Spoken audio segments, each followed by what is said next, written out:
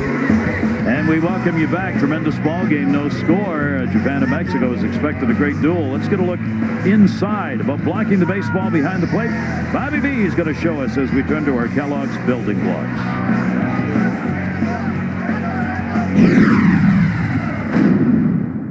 Hi, today we're with Connor Daly from Fairfield, Connecticut Little League, one of the best catchers in this tournament here. We're going to show the proper technique of blocking the ball that's in front of him when it's in the dirt. He wants to put his glove in between his legs, keep the ball out in front of him. Connor's going to show it right now as the ball goes in the dirt, and he blocks it perfectly.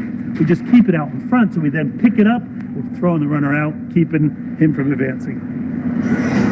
Well, Natsuki on the mound is throwing a lot harder than Bobby V was from hardly any distance, but behind the plate, Shin Suzaki is outstanding. Nimble, disciplined, great technique, and very quick back there.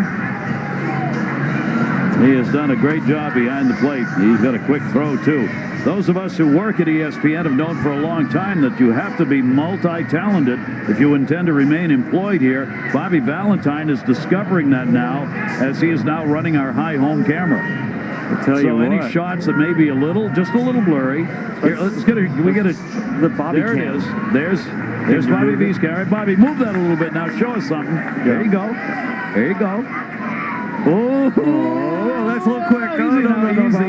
Easy.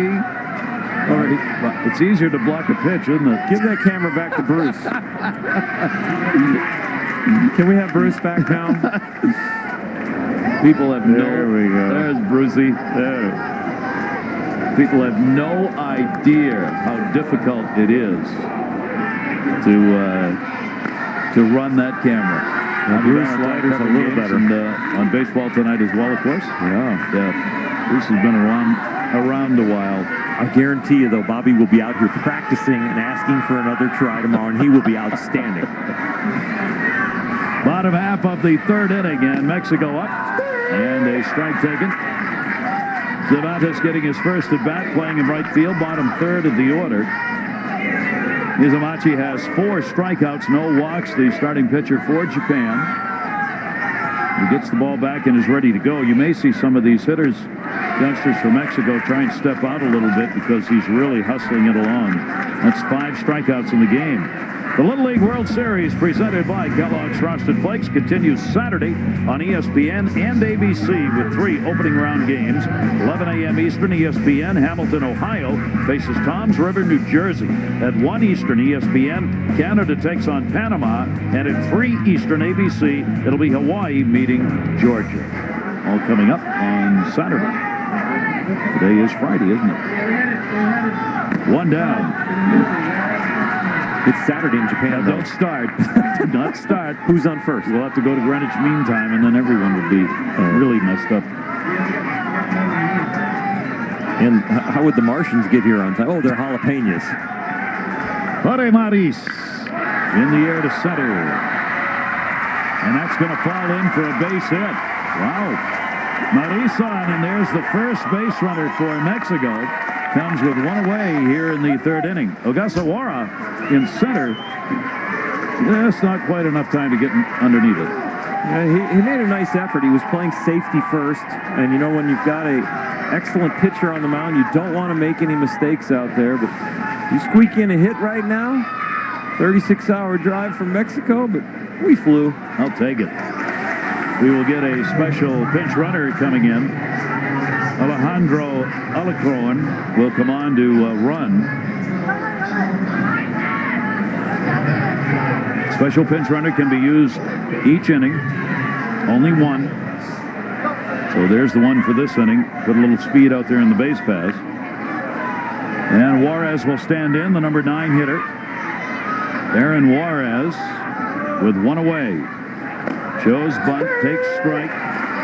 Charging at the corners. Japan anticipating the bunt. Had everybody moving. Shortstop covering second. Saito, the second baseman, over to first. Kumori at first base. Marowakov at third. Both coming in very hard on Juarez. So he doesn't bunt, swings and misses. 2 strikes. Well, the reason for possibly bunting even with 1 out, maybe take a pitch, but he didn't, then get on there, sacrifice possibly. Remember, in Little League, you put some of your best hitters at the very top of the order because you only play 6 innings. You don't want to have somebody hanging in the 4th hole that doesn't get up to bat because the 6th inning comes quickly. And another strikeout, so 6 in the ball game. Mizumachi piling up strikeouts, 2 in the inning, struck the side out in the 2nd. 2 down. Well, both kids are pitching very, very well. We've seen fastballs the equivalent of Major League 96, 98 miles an hour. Mizumachi and Peñalosa, 2 2/3, 3. Look at the strikeouts piling up. But if there's an advantage, Mizumachi getting it done more efficiently with only 39 pitches. Swung on and foul tipped into the mitt. Remember, the maximum is 85 pitches for either one of the young men on the mound. Little League has instituted the pitch count rule over the last few years, and they will abide by that maximum. Top of the order with a runner on. Boy, now you've got the kids from Mexico swinging at pitches that they can't hit. Way out of the strike zone, understandably so. Well, he's proved that he can throw strikes with his fastball, so they're starting the bat early, and now he's got some command of that breaking ball, almost a little slider. 0-2 will be fouled off.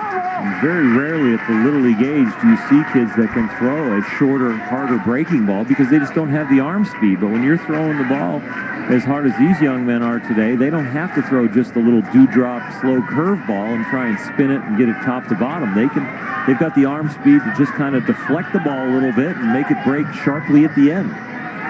Aldo Buendia at the plate. Runner at first, 2 down. Here's the 0-2. Way outside. One of the concerns that the team Mexico had was the fact they haven't played in 22 days. They finished up their championship a long time ago. So they haven't been on the field in a competitive situation. I mean, real competitive for a while. They've had a lot of practice sessions, tried to keep those alive and keep the players going. That one to right field. It may be in the gap. It is. It will be knocked down.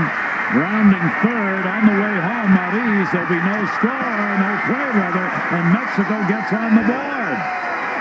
Mexico takes the 1-0 lead. Buendia, the leadoff batter, with a double and an RBI. But Gary made a great point. They hadn't played for 22 days, but some Mexican players from the professional baseball leagues down there in Mexico came and worked out with them, spiced up their practice, gave them some of the hardest practices they've had, and got them ready for this day. And he was ready for this pitch right here. Gets a high fastball, gets out in front of it, and drives it to right center. The relay is kind of fumbled, and there's a little hesitation coming around third. But that little botched play at second base on the cutoff, which we don't normally see from Japan. Usually we see a lot of precision and a lot of expertise on their cutoffs and relays. And that little mar cost them a run.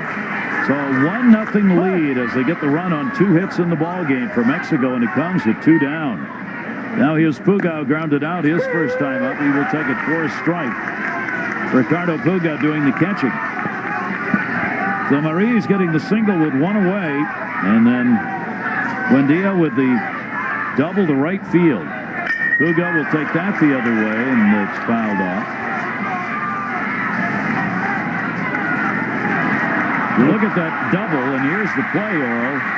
It was just a tough cutoff and relay play, really not lined up properly. When you have a man on first, a possible double, you want to line up like you're coming towards home. They were kind of in between going to second or home. Deep end foul. And then the fact that that throw was on the improper angle and then mishandled helped Mexico get that run. You can see how excited the kids are. They know. I mean, they just got a run off a guy they were wondering if they were going to get to in this game. Well, back in 2006, Little League took the fences from 205 to 225. And one of the main reasons, A, to cut down on home runs, but B, then bring defense into part of the equation for how a championship is won. And right there, that ball in the gap, the fielders normally would have been in a little bit more. Anything over their head would be over the fence.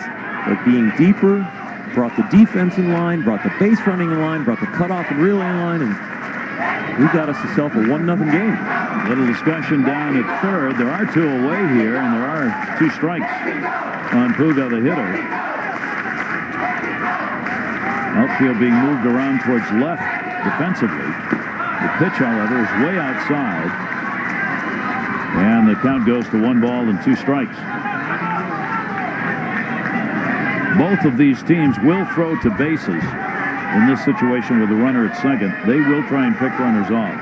They have catchers and infielders who can do that. Here's the 1-2 delivery to Puga, and that was just missed. And the count goes to 2 balls and 2 strikes.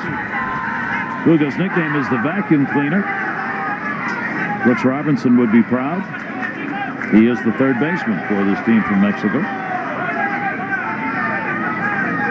Here's the 2-2 delivery. And got him to go. So 7 strikeouts, but Buendia, the leadoff batter, gets an RBI double, and Mexico gets on the board first. They are up 1-0. Come on, take it. Bring it up here. Just grab it. Grab it.